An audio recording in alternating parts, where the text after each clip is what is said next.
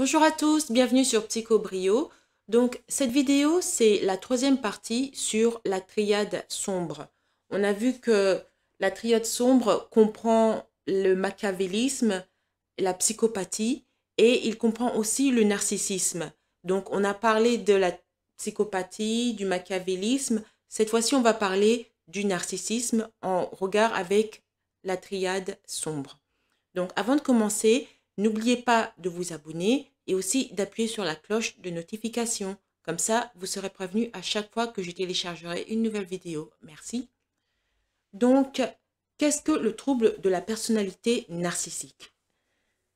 J'ai déjà parlé plusieurs fois dans ma chaîne du trouble de la personnalité narcissique, mais cette fois-ci, je vais juste récapituler un peu en regard avec la triade sombre.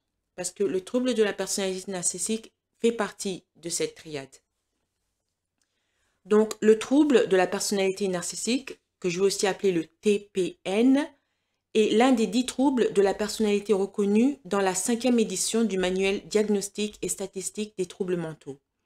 Les signes caractéristiques du TPN se lisent comme une liste de ce qu'il ne faut pas rechercher chez un amoureux potentiel, c'est-à-dire un sentiment exagéré de soi-même, un manque d'empathie pour les autres et un profond besoin d'attention ou d'admiration. Cependant, le narcissisme existe sur un spectre, un continuum. Donc, d'un côté, il y a l'envie d'avoir des compliments occasionnels, ce qui est plutôt normal. Mais d'un autre côté, c'est une pathologie mentale où le narcissique se prend pour un être divin. Vous savez comment est-ce qu'il faut adorer un être divin, etc. Le narcissique veut que les gens fassent ça pour lui. Un trouble de la personnalité comme le TPN affecte les relations de manière négative. Les personnes atteintes du trouble de la personnalité narcissique ont toute leur vie des luttes avec des relations intimes et interpersonnelles, que ce soit avec les membres de leur famille, leurs collègues, leurs amis, etc. etc. Donc, comment est-ce qu'on peut reconnaître une personne qui a le TPN? Ici, je vais mentionner 9 traits qui sont les plus courants. Trait numéro 1, ils ont une idée grandiose d'eux-mêmes. Les narcs ont l'impression d'être le meilleur, le plus performant, le plus compétent, le top, etc., etc. Trait numéro 2, ils ont un besoin excessif d'être admirés. Comme je l'ai dit, dans leur tête, ils se prennent pour des dieux. Donc, il faut qu'ils soient admirés. Ils sont les meilleurs dans tout ce qu'ils font. Leur estime de soi en dépend. Trait numéro 3, ils ont des attentes d'avoir des traitements spéciaux. Vous savez qu'il s'agisse de faveurs ou d'excuses, tout ce qu'ils veulent, eh bien, ils croient qu'ils méritent de l'avoir. Trait numéro 4, ils exagèrent leurs réalisations et leurs talents. Donc, ils n'ont aucun problème à embellir les faits et même carrément à mentir. Et ça, c'est très commun dans leur CV. Par exemple, ils vont dire qu'ils ont couru les 100 mètres et ils ont battu les records, même si vous savez que ce n'est pas vrai. Trait numéro 5, ils réagissent négativement aux critiques. Trait numéro 6, ils sont plutôt préoccupés par des fantasmes sur le pouvoir, le succès et la beauté. Trait numéro 7, ils profitent des autres, ou plutôt ils utilisent les autres. Donc, ils vont utiliser les gens et puis quand ils n'en ont pas besoin, ils les jettent comme si c'était des sacs de poubelle. Trait numéro 8, ils ont l'incapacité ou même la résistance de reconnaître les besoins et les sentiments des autres. C'est ce qui fait qu'ils peuvent utiliser les gens plus facilement parce qu'ils ne reconnaissent pas qu'ils blessent les autres. Trait numéro 9, se comportent de manière arrogante. Ils ont un ego gonflé et un sentiment de supériorité, donc ils insistent pour avoir le meilleur de tout. Donc ça, c'est 9 façons de reconnaître un narcissique. Mais vous vous dites, comment est-ce que le trouble de la personnalité est-il diagnostiqué? Parce que tous ces traits, les gens ont ça plus ou moins. On a plus ou moins un petit peu d'arrogance, plus ou moins utiliser les autres, etc. Mais comment est-ce qu'on peut reconnaître que cette personne en particulier est un narcissique? Eh bien, le trouble de la personnalité narcissique n'est pas le genre de condition qui peut être diagnostiqué avec un test sanguin. Le narcissisme repose uniquement sur les traits de personnalité dont la plupart sont objectivement négatifs. Donc, les psychologues veulent être extrêmement prudents sur la pathologisation de la personnalité de quelqu'un. Un diagnostic clinique du trouble de la personnalité narcissique peut être donné à quelqu'un dont le comportement narcissique est destructeur dans sa vie privée ou professionnelle. Donc, le psychologue doit parler, c'est au cas par cas. On ne peut pas dire en général. C'est au cas par cas, le psychologue va déterminer si cette personne a ce trouble ou pas. Donc, quelles sont les causes du trouble de la personnalité narcissique? Eh bien, il n'y a pas de cause unique, mais les chercheurs conviennent que les causes génétiques et environnementales sont en jeu. Les personnes atteintes d'un trouble de la personnalité narcissique ont moins de volume de matière grise dans l'insula antérieure gauche, la partie du cerveau liée à l'empathie, à la régulation émotionnelle, à la compassion et au fonctionnement cognitif. Donc, ça veut dire qu'il y a quelque chose dans leur cerveau déjà qui les prédétermine à avoir ce genre de trouble.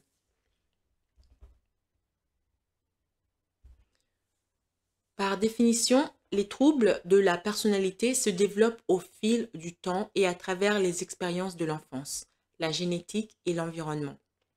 Souvent, ce trouble commencera à l'adolescence ou au début de l'âge adulte. Les troubles de la personnalité sont généralement diagnostiqués à 18 ans ou plus. 18 ans ou plus, parce que quand les gens sont plus jeunes, eh bien, leur personnalité est toujours en train de se développer. À 18 ans, la personnalité commence à se régulariser, je veux dire. Donc, la chose à garder à l'esprit avec les enfants est que certains traits narcissiques sont simplement typiques de leur âge. Par exemple, les adolescents sont par définition égocentriques, et cela ne signifie pas qu'ils vont développer un trouble de la personnalité plus tard. Des expériences comme souffrir de mauvais traitements dans l'enfance ou non seulement de mauvais traitements, mais aussi de graves négligences, ou même être excessivement choyé quand on était un enfant ou un adolescent, ce genre d'expériences peuvent amener quelqu'un à devenir narcissique. Donc j'avais parlé dans une vidéo précédente de Charles Manson, c'était un tueur en série américain, et sa mère l'avait abandonné et il a été élevé par des tas de parents adoptifs ici et là, adoptés ici et là, et aussi de temps en temps des orphelinats, mais à chaque fois, il était traumatisé par ces gens-là. Il n'a jamais connu l'amour. Donc, ça a enclenché un trouble dans sa personnalité et il est devenu quelqu'un qui exhortait les autres à tuer d'autres personnes. Donc, il lui manquait l'amour. Il ne sait pas ce que c'est que l'amour. Donc, pas d'amour, pas de compassion, pas d'empathie. Est-ce qu'il y a des traitements, ou plutôt, quels sont les traitements pour le trouble de la personnalité narcissique? Pour ceux qui cherchent de l'aide, la psychothérapie peut être quelque chose d'utile. Donc, ça peut aider en travaillant à accroître l'empathie et la compassion. Le thérapeute pourra aider en focalisant le traitement sur 1. Accepter et maintenir des relations avec les collègues et la famille, en fait, avec l'entourage. 2. Tolérer les critiques et les échecs. 3. Comprendre et réguler les sentiments. Et enfin 4. Minimiser les désirs d'atteindre des objectifs irréalistes et des conditions idéales. Par exemple, on voit ça chez beaucoup de jeunes femmes.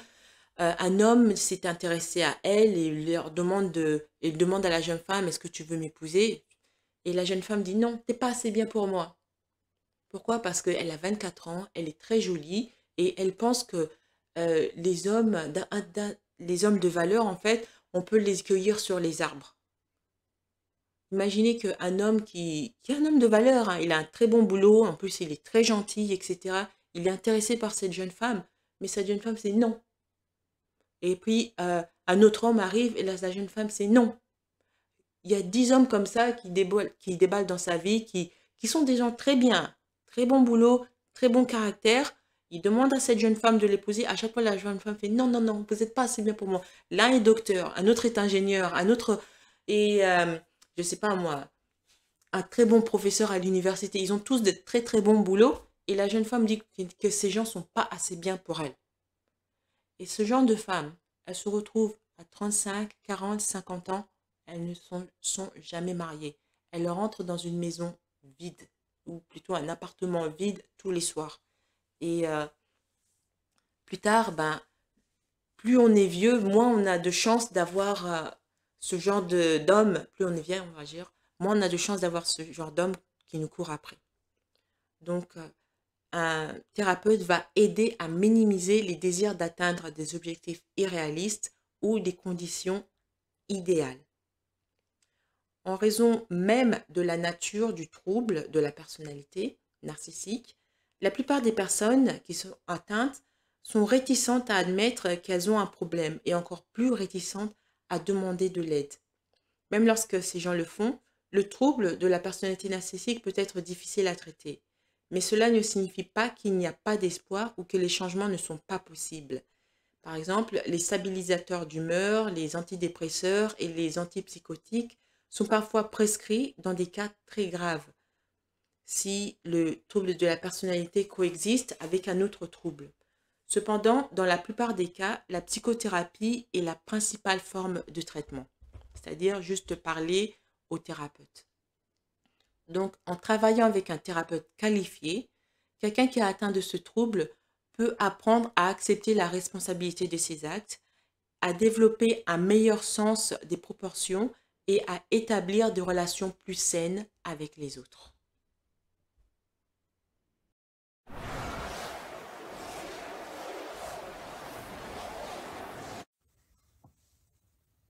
Merci d'avoir écouté cette vidéo.